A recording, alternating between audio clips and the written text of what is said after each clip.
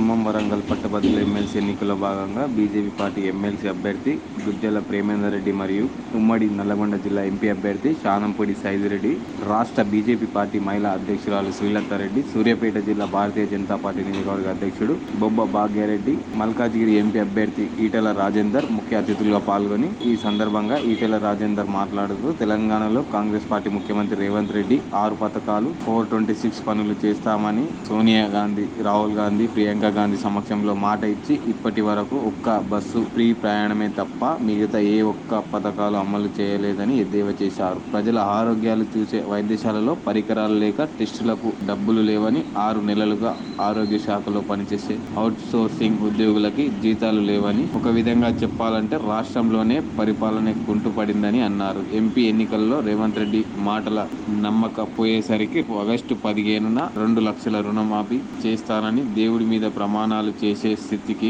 Congress party వచ్చిందని అన్నారు. నిరుద్యోగ యువత కావచ్చు, రిటైర్డ్ ఉద్యోగులు కావచ్చు, సమాజం పట్ల శాస్త్రీయ దృక్పథం కలిగి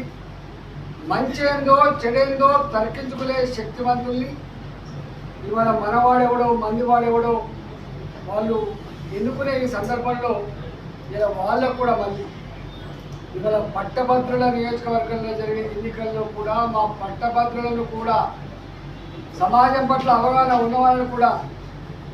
ప్రలోభ పెట్టడం, దబాయించడం, ఇవాళ స్కూళ్ళ యాజమాన్యాలను, కాలేజీల యాజమాన్యాలను వాళ్ళ స్కూళ్ళల్లో వాళ్ళ కాలేజీలలో పనిచేసే స్టాఫ్తో ఓట్లేయాలని చెప్పి హుకుం జారీ చేస్తూ ఉన్నారు. ప్రత్యక్షంగా మంత్రుల ఇన్వాల్వ్ అయ్యి సభలు పెట్టి ఇవాళ గెలిచే ప్రయత్నం చేస్తూ ఉన్నారు. కానీ ఎట్టి పరిస్థితుల్లో ఈ 3 జిల్లాల నల్లగొండ, వరంగల్, ఖమ్మం జిల్లాల పట్టభద్రులకు వినమ్రంగా భారతీయ జనతా పార్టీ నాయకుడిగా 22-23 సంవత్సరాల కాలంలో మీతో సన్నిహితంగా మెరిగినటువంటి వాడిగా,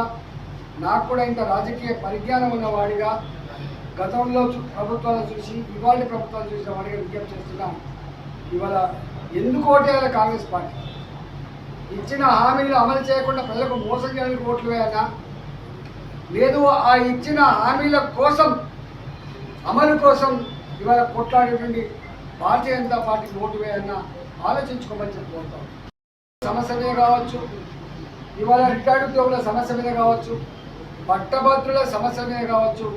ఇవన్నిటి మీద శాసన మండలిలో ప్రస్తావించగలిగే శక్తి, ఆ నైపుణ్యం, ఆ అనుభవం ఇవాళ ప్రేమేందర్ రెడ్డి గారి మాత్రమే ఉంది కాబట్టి, భారతీయ జనతా పార్టీకే ఉంది కాబట్టి